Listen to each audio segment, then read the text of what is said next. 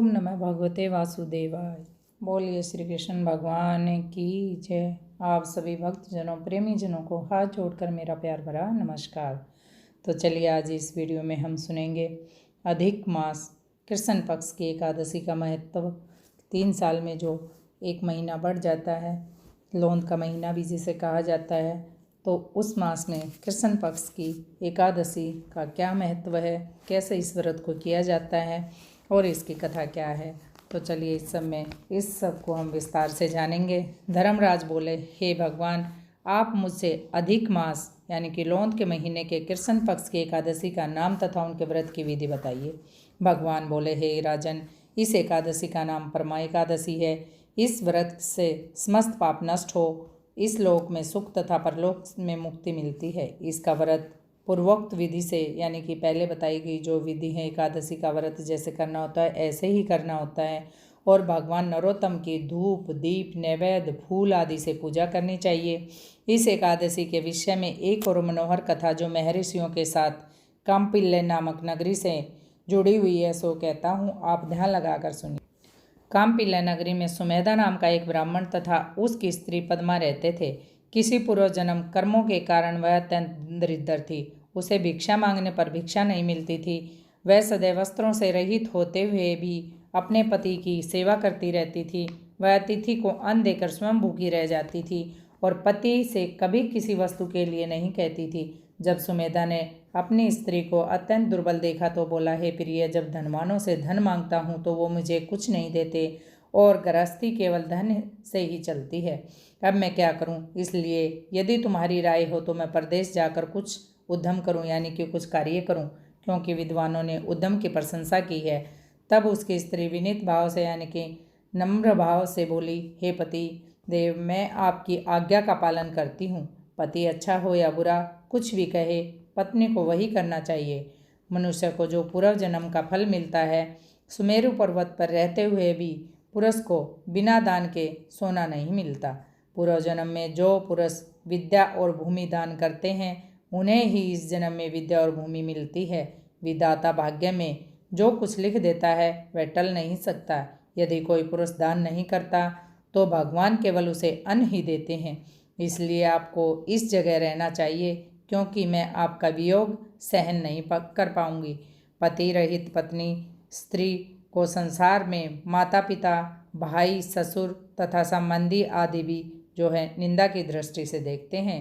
इसलिए आपको इसी जगह पर रहना चाहिए। एक समय कौंडिल्य ऋषि वहाँ आए। उन्हें देखकर सुमेधा ने स्त्री सहित उन्हें प्रणाम किया और बोले, आज हम धन्य हो गए, हमारा जीवन आपके दर्शन से सफल हो गया है। उन्होंने ऋषि को आसन और भोजन दिया।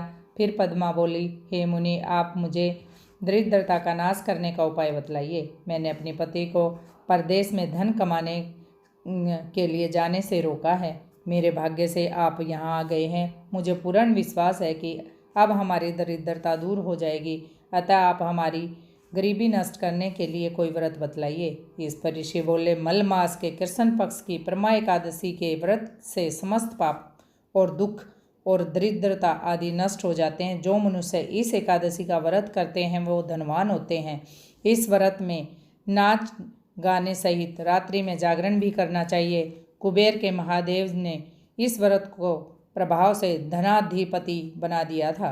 इसी व्रत के प्रभाव से सत्यवादी राजा हरिश्चंद्र ने पुत्र और स्त्री को राज्य को जो आपने को प्राप्त किया था, उसी मुनि ने इस व्रत की समस्त विधि कह सुनाई। फिर मुनि बोले, हे ब्राह्मणी, पंचरात्रि व्रत इससे भी अधिक उत्तम है।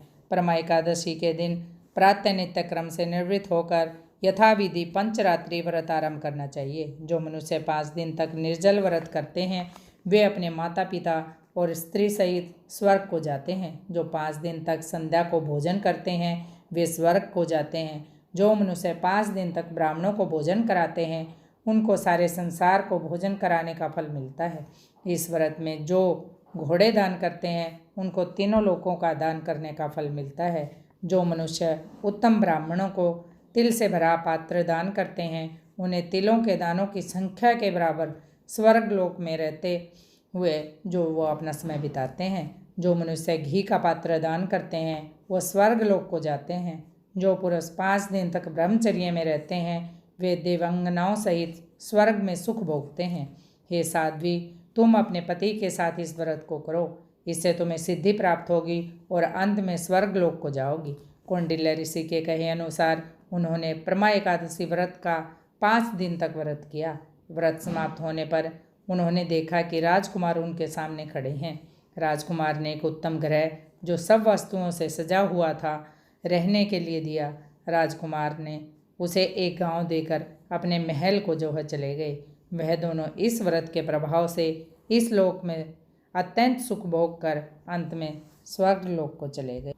श्री कृष्ण भगवान बोले, हे राजन, जो मनुष्य प्रमा एकादशी का व्रत करता है उसे समस्त तीर्थों में दान आदि का फल मिलता है। इस संसार में 2 पैर वालों में ब्राह्मण, 4 पैर वालों में गौ, देवताओं में इंद्रराज श्रेष्ठ है। उसी प्रकार महीनों में अधिक लौंद का महीना यानी कि मल मास उत्तम है। इस महीने में पद्मनी और परमा एकादशी श्रेष्ठ हैं। उनके व्रत से समस्त पाप क्षीण हो जाते हैं।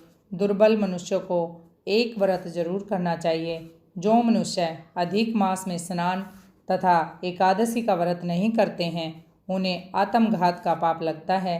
यह मनुष्य योनि बड़े पुण्यों से मिलती है, इसलिए मनुष्यों को एकादशी का व्रत अवश्य ही करना चाहिए।